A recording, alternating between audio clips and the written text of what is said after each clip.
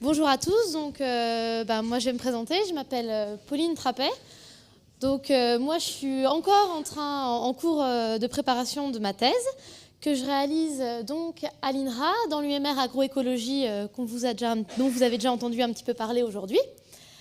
Aujourd'hui je suis venue ici, moi je ne vais pas du tout vous parler de mon travail de thèse, je vais vraiment vous présenter l'UMR de manière générale et j'ai essayé de vous présenter un peu tout le panel, tout le panel de sujets qui sont traités dans cette UMR.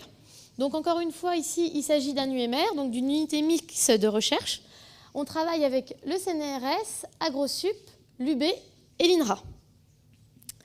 Donc voilà, et donc notre objectif, on travaille sur l'agroécologie, et le but, c'est d'essayer de développer des outils, des techniques pour avoir une agriculture qui soit plus durable. Donc, pour vous expliquer ce qu'on entend par agriculture durable, on va reprendre les choses un peu depuis le début.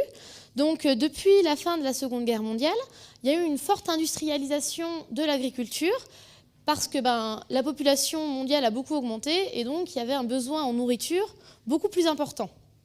Donc, on a dû industrialiser.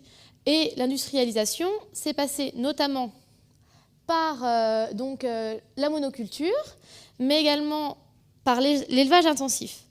Et dans ces systèmes de culture, pour augmenter au maximum les rendements, on a eu recours à l'utilisation d'engrais, de pesticides, d'herbicides et de plein de produits chimiques qu'on regroupe plus généralement sous le terme de produits phytosanitaires. Et le problème de l'utilisation de ces produits phytosanitaires, c'est qu'ils vont avoir un impact assez négatif sur l'environnement, avec notamment la pollution des sols, des eaux, de la terre, mais également l'appauvrissement des nutriments du sol et également la diminution de la biodiversité. Donc c'est une problématique qui va aujourd'hui intéresser beaucoup les scientifiques, s'intéresser à réfléchir à comment développer une agriculture qui soit plus durable et donc qui, tout en étant plus durable, continuera à produire suffisamment de nourriture pour l'ensemble de la population. Donc, cette nouvelle agriculture plus durable, elle doit tenir en compte donc, le respect de l'environnement, mais également, il faut essayer de réduire un maximum l'utilisation des produits phytosanitaires, tout en conservant un bon rendement de production, voire même l'améliorer si c'est possible, et tenir en compte que l'agriculteur, il a quand même un budget à un moment, et il n'a pas des ressources infinies, donc il faut que ça reste au niveau économique possible au niveau des exploitations agricoles. Et donc, intégrer l'ensemble de ces problématiques pour essayer de produire des nouveaux systèmes agroalimentaires, des nouveaux systèmes agricoles, c'est la problématique de l'agroécologie. Et donc, comme vous pouvez vous en douter, ce genre de problématique, ça fait appel à un champ de compétences qui va être extrêmement varié et qui va être très large. D'abord, la définition de l'agroécologie. Donc, comme vous pouvez vous en douter, l'agroécologie, il y a deux racines à ce mot-là, agronomie et écologie. Donc tout d'abord, l'agronomie, pour vous remettre un petit peu les idées en clair. L'agronomie, c'est la science qui va s'intéresser aux relations entre les plantes cultivées, le sol, le climat et donc toutes les techniques de culture. C'est très clairement la science qui s'intéresse aux techniques de culture et qui va chercher à les optimiser un maximum. Et il y a également écologie dans le terme agroécologie. Et là, attention,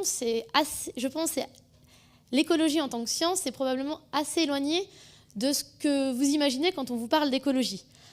L'écologie est une science donc, qui a pour objet d'étude les interactions entre les êtres vivants, que ce soit des animaux, des végétaux ou même des micro-organismes. Et donc ce sera les interactions entre ces êtres vivants et leur environnement, ou bien leurs interactions entre eux. Et on s'intéresse à ces interactions à l'échelle de l'individu, donc un individu vis-à-vis d'un autre individu, ou alors une population entière d'individus vis-à-vis d'une autre population. Donc ça peut prendre des aspects très larges. Et pour vous donner un exemple assez concret, en agroécologie, on peut s'intéresser à l'interaction entre une plante cultivée dans un champ et l'ensemble des micro-organismes présents dans le sol. Donc c'est une plante vis-à-vis d'une population. Et donc, dans notre UMR, on va essayer d'utiliser et de mieux comprendre ces interactions pour les mettre au service d'une nouvelle agriculture qui soit plus durable. Et donc, pour ce faire, il faut qu'on utilise donc un panel de compétences qui va être assez étendu. C'est pour ça qu'à Dijon, on a créé une UMR, donc une assez grande unité de recherche qui regroupe quasiment 400 personnes, en considérant les permanents et les non permanents. Et cette UMR a été divisée en 4 pôles de recherche qui vont s'intéresser chacune à des thématiques très différentes. Alors on a le premier pôle, École dure, qui lui s'intéresse à l'écologie microbienne, au système de culture et à l'écologie des paysages. Donc c'est l'organisation, on va dire, des paysages. Un pôle qui s'appelle Gypsy, qui lui va s'intéresser à la gestion des mauvaises herbes, donc notamment en champ, mais également à l'amélioration des plantes cultivées. Souvent amélioration génétique des plantes cultivées, donc sélection des plantes qui vont être résistantes et ce genre de choses.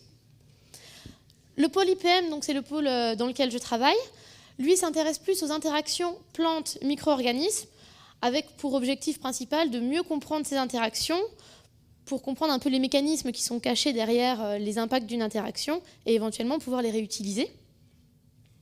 Et enfin, le pôle MERS va lui s'intéresser à l'écologie microbienne et à la circulation des bactéries pathogènes dans les cultures. Donc, dans cette unité, il s'intéresse bien sûr aux pathogènes humains, ce qui n'est pas le cas, par exemple, du pôle IPM, où nous, on s'intéresse plutôt aux pathogènes des plantes. Donc, comme vous pouvez vous en douter, il y a ici énormément de sujets différents qui vont donc faire avoir recours à des compétences différentes. Et donc, au sein de l'UMR agroécologie, on a plein de compétences différentes. Donc, on a des microbiologistes, des écologues, des agronomes, des généticiens, des biochimistes, etc. Et donc, le but, c'est de faire travailler tout le monde ensemble pour un objectif commun. Donc, comme on vous en a parlé au début, ce genre de recherche, ça nécessite des outils qui sont généralement très chers, qui sont lourds à entretenir, etc. Donc, à l'UMR Agrologie, on a un dispositif de recherche qui est assez pointu, avec les plateformes que vous avez, pour certains, visitées ce matin. Donc, du coup, je vais vous en reparler un peu. La plateforme des Poisses, c'est un centre d'essai de tests en champ, où, comme vous pouvez le voir donc, sur l'image, vous avez plusieurs petites parcelles de champ, et chaque parcelle va subir un traitement différent. Et donc, le but, c'est d'identifier quels sont les traitements les plus efficaces, quels sont les systèmes de culture les plus avantageux. On a également à Dijon une nouvelle plateforme qui est assez récente. C'est une grande serre qui est complètement équipée à l'intérieur de systèmes d'arrosage automatique, mais également de caméras et de différents appareils qui vont nous permettre de suivre et de caractériser la croissance des plantes et leur évolution au cours d'un traitement ou au cours d'une infection par un pathogène. Donc ça nous permet vraiment de suivre l'évolution en étant complètement automatisé, avec des caméras, avec des systèmes de pesée, etc. Donc apparemment, cette plateforme, vous l'avez visitée ce matin, donc il y a la plateforme Génosol. Donc on vous en a déjà un peu parlé. C'est une plateforme qui va entre autres avoir des appareils tels que les séquenceurs, qui vont nous permettre par exemple, d'identifier toute la population microbienne qui va être présente dans un sol. Et enfin, on a un centre de microscopie.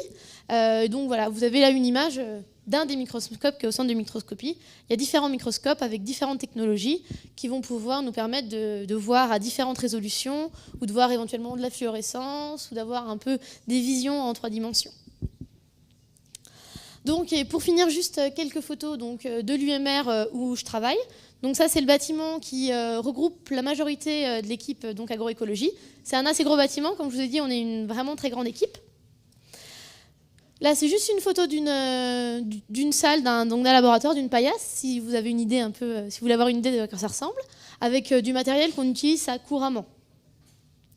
Et enfin, je vous ai montré les serres, je vous ai montré les poisses, mais on travaille des fois aussi à des niveaux beaucoup plus faibles. Et là, vous avez la salle de culture cellulaire avec les différentes lignées cellulaires qui nous intéressent au laboratoire et qu'on entretient et qu'on utilise pour nos expériences. Donc, juste pour vous donner une petite idée, je vais faire appel à vous. Hop, ouais. Je vais vous faire passer des petits tubes. Ouais. Juste leur donner, qu'ils regardent. C'est une question assez simple. Hein. Donc là, je vais vous obliger à répondre pendant la présentation. Donc, je vous distribue des petits tubes. Et le but, c'est essayer de me dire ce qu'il y a dedans et en quoi ça peut nous intéresser, donc nous, dans notre UMR agroécologie. Il n'y a pas de piège. Hein. D'après vous, c'est quoi dans ce tube, ceux qui l'ont? Allez.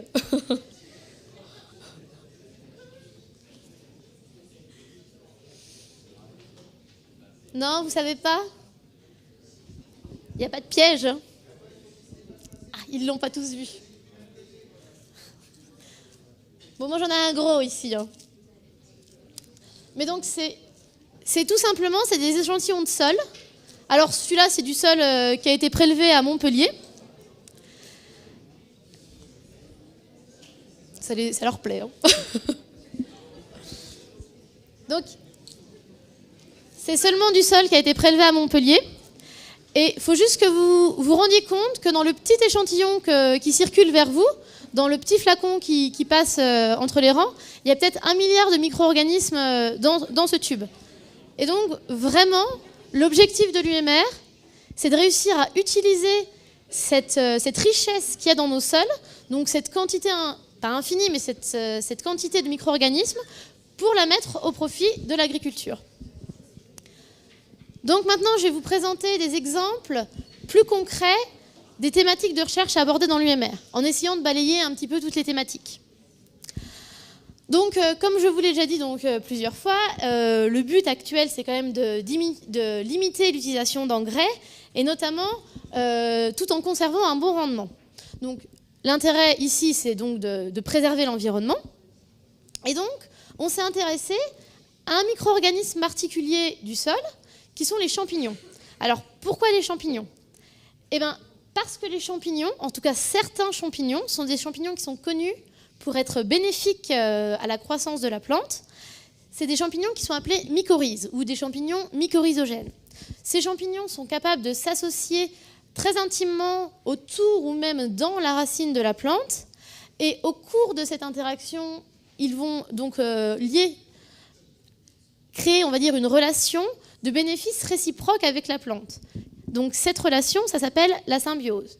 Et pour vous expliquer vraiment très simplement ce qui se passe au cours de la symbiose, eh ben, le champignon, au cours de cette interaction, va apporter à la plante de l'eau et des nutriments, que le champignon va être capable de récupérer facilement dans le sol. Et de l'autre côté, la plante va apporter des sucres au champignon, donc ces sucres qu'elle va, elle, produire grâce à la photosynthèse, ce que le champignon n'est donc pas capable de faire. Donc c'est un système de bénéfices réciproques, et quand ils sont dans cette interaction, la plante et à la fois le champignon vont être capables de voir leur croissance augmenter. Au niveau agroécologie, en quoi ça peut être intéressant? Eh bien, l'idée, tout simplement, c'est d'introduire ce champignon mycorhizogène dans des champs. Donc là, c'est une expérience qui a été menée. Vous voyez que c'est des champs d'asperges. Donc là, vous avez un champ d'asperges qui a été semé avec le champignon. Donc il y a du champignon également avec les plantes. Et ici, dans cette parcelle-là, vous avez seulement le plant d'asperges. Et donc, vous voyez bien que la partie de la parcelle où il y a la mycorhize, l'asperge a poussé plus, c'est plus vert, il y a une plus grande biomasse. Donc là, on constate bien que l'utilisation de ces mycorhizes, ça peut être une alternative à l'utilisation d'engrais pour améliorer les rendements de production d'un champ pour tel ou tel aliment. Donc les champignons mycorhizogènes, c'est très bien, ça améliore la croissance de la plante, mais c'est encore mieux que ça, puisque ça ne fait pas que ça. Ça peut également avoir un rôle dans la défense des plantes. Donc, comme vous vous en doutez probablement, les plantes, tout comme nous, peuvent être attaquées par des pathogènes, par des agresseurs, qui vont tenter de développer des maladies, etc. Et bien, forcément, pour se défendre, les plantes ont un système de défense. Et donc, la particularité des champignons mycorhizogènes, ça va être de promouvoir et d'aider à la mise en place du système de défense. Donc là encore, je vais vous montrer juste les résultats d'une expérience. Donc ici, vous avez une plante qui n'est pas mycorhizée, donc qui ne fait pas d'interaction avec le champignon. Et ici, vous avez une plante qui est mycorhizée, donc qui interagit avec le champignon. Et ces deux plantes ont été affectées par un pathogène. Donc vous voyez que celle-ci, elle développe les syndromes de la maladie, ses feuilles jaunissent, elles flétrissent, alors que la plante qui est en association avec le champignon, elle n'est pas du tout affectée par l'infection par le pathogène et ne développe aucune maladie. On appelle ça une plante résistante. Là, on voit bien l'intérêt encore d'utiliser ces champignons au champ. Ça nous éviterait d'utiliser des pesticides ou des produits qui auraient pour but de protéger les cultures. ça nous permettrait, de cette manière-là, de naturellement protéger les cultures avec les interactions qui se font naturellement. Donc ce genre de système, c'est des systèmes qui sont assez connus actuellement au niveau des plantes. Et donc les champignons sont capables de faire ça, mais on a également des bactéries qui font à peu près le même qui ont à peu près les mêmes effets. Donc c'est des bactéries bénéfiques à la croissance des plantes qui auront aussi cet impact bénéfique sur la défense. Donc les équipes à l'INRA qui travaillent sur ce genre de sujet cherchent évidemment à comprendre vraiment très finement les mécanismes qui se cachent derrière cette augmentation de la croissance et derrière cette défense pour mieux les comprendre et pour donc après pouvoir éventuellement les réutiliser en champ, en simplifiant et en essayant de pouvoir après en faire des outils en fait. Donc là, je vous ai parlé pour l'instant d'interactions vraiment plantes-micro-organismes, mais il y a des micro-organismes du sol qui sont, on va dire, utiles d'eux-mêmes, qui peuvent, par eux-mêmes, avoir un intérêt pour nous. Donc comme n'importe qui, comme n'importe quoi, les micro-organismes du sol ont besoin d'une source d'énergie pour se développer, se multiplier et prospérer en fait. Eh bien, certaines bactéries du sol sont vraiment actuellement un point intéressant pour certains chercheurs, car elles sont capables d'utiliser comme source de bactéries les polluants du sol. Donc les polluants qui ont été apportés via l'agriculture, via les engrais et les produits phytosanitaires, eh bien, certaines bactéries du sol sont capables d'utiliser ces produits chimiques, ces polluants, pour leur propre compte, donc comme leur source d'énergie. Et donc les polluants sont ainsi éliminés et ces bactéries peuvent être utilisées comme une manière de nettoyer les sols des causes des impacts de l'agriculture intensive. Donc là encore, ce sont des bactéries qui sont étudiées. On essaie de les optimiser pour éventuellement les utiliser dans les systèmes agricoles. Donc, je vous ai beaucoup parlé de micro-organismes et de choses qui se passent dans le sol, mais en agroécologie, on s'intéresse vraiment à différentes échelles. Donc maintenant, je vais passer au cran au-dessus et je vais vous expliquer un type de culture qui est étudié actuellement, qui s'appelle la biculture, où l'objectif, ce serait d'associer la culture de légumineuses et de céréales. Alors, déjà, on va reprendre depuis le début, les céréales. Donc, ces céréales, c'est comme le blé, l'orge. Ce sont donc des plantes qui ont besoin, pour se développer de manière optimum et pour avoir les meilleurs rendements, d'obtenir un fertilisant, un engrais. On a besoin d'enrichir le sol en nutriments, car la plante n'est pas capable elle-même d'aller chercher suffisamment de nutriments dans le sol. A l'inverse, les légumineuses, donc les légumineuses, c'est des plantes comme le soja ou le pois, et ces plantes-là ont la capacité naturelle de s'associer, encore une fois, avec des bactéries du sol, et cette association va leur permettre de récupérer suffisamment de nutriments pour leur croissance. Ce sont des types de plantes qui nécessitent l'utilisation de moins d'engrais. Donc, et en plus de ça, elles ont la capacité d'enrichir le sol, c'est-à-dire que la plante va, elle, tirer plus de nutriments du sol, mais en plus, le fait de cette symbiose, le fait de cette interaction, fait que le sol va être enrichi en nutriments. En tout cas, les nutriments seront plus disponibles pour les plantes.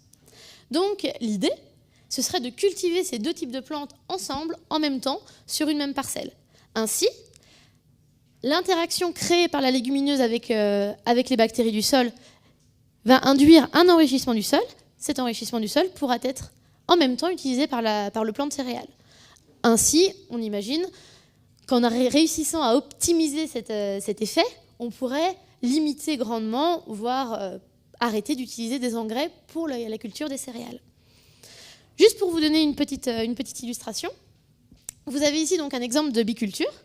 Donc les grandes tiges vertes que vous voyez, c'est les céréales, et au centre, les petites plantes qui font des fleurs rouges, c'est les légumineuses. Donc voilà, c'est des tests qui sont actuellement menés, et c'est vraiment, on met tout sur la même parcelle, on mélange tout. Et donc, pour mon tout dernier exemple, je monte encore au cran au-dessus pour vraiment vous montrer la diversité de sujets qui sont traités dans l'UMR agroécologie. Donc, on a certaines équipes qui vont s'intéresser à l'organisation du paysage agricole. Essayer de comprendre quel va être l'impact de cette organisation. Donc, pour revenir avec l'industrialisation, actuellement, la mode, on va dire, c'était aux grands champs, aux monocultures, sans cloisonnement, sans rien, avec des champs de blé ou des champs de colza à perte de vue. Et l'idée actuelle, ce serait justement de redéfaire tout ça et de refaire plein de petites parcelles et qui seraient séparées par des haies. Avec justement le rôle de la haie comme pilier central de cette nouvelle organisation. Donc la haie, quel est l'intérêt d'avoir des haies autour des cultures ? Le premier intérêt, ça va être déjà de délimiter les cultures, éventuellement également de protéger les cultures, Si vous avez, par exemple, des animaux d'élevage dans les champs, eh ben, vous pouvez toujours imaginer que la haie, ça va protéger les animaux de différentes contraintes extérieures. Ça va aussi avoir un impact assez important sur les mouvements d'eau. Donc, à savoir que la présence de haies, ça va filtrer l'eau, ça va réduire le risque d'inondation, ça va limiter l'érosion des sols. Donc, ça a tout un impact sur les flux d'eau dans les paysages. L'autre point très important de la présence de haies, c'est la biodiversité. La présence de haies va permettre l'augmentation de la biodiversité dans les paysages agricoles, car la biodiversité va donc résider dans ces haies.